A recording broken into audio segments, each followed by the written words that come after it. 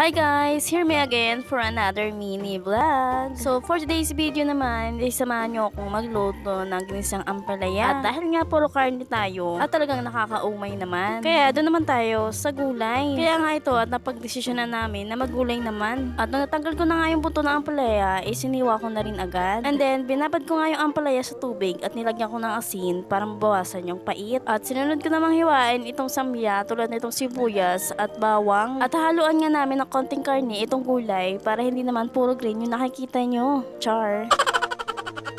At dahil medyo nalakihan pa nga ako, kaya hiniwa ko pa to sa gitna. And then after nga, pinagsama-sama ko na lahat ng sangkap para naka-ready na. Nagpainit na nga rin ako ng kawali at mantika. At nung mainit na nga, ginisa ko na itong bawang at itong sibuyas na rin. At hinalo-halo ko muna hanggang sa maluto ito. And then nung okay na nga itong sibuyas at ng bawang, sinunod ko namang igisa itong karne ng baboy. At hinalo-halo ko nga ito hanggang sa maluto. At tinatay ko nga rin mag-brown-brown yung karne para di magmukhang prito. At pinagmantika ko nga rin kasi medyo may mga taba ito. At para nga medyo crispy at lasang-lasa yung baboy. At nung okay na nga yung karne, inilagay ko na itong ampalaya. And then, ginisa ko muna at hinalo-halo ko. Pagkatapos ko nga haluin, tinimplahan ko na rin agad. Una ko nga nilagay is magic sarap, konting asin, at yung paminta. Ever since kasi talaga nagluluto ko ng palaya, naglalagay talaga ako ng paminta or sili para medyo spicy ito. At hindi mo talaga malalasahan yung pait. Pero depende na nga sa inyo yun guys, kung gagayahin nyo ako. Dahil kanya-kanya naman tayo ng style ng pagluluto. Then after ko nga haluin, tatakpan ko muna ito at papakuluan ko ng 1 minuto. And after nga ng 1 minute, inopen ko na ulit. At ilalagay ko naman tong 2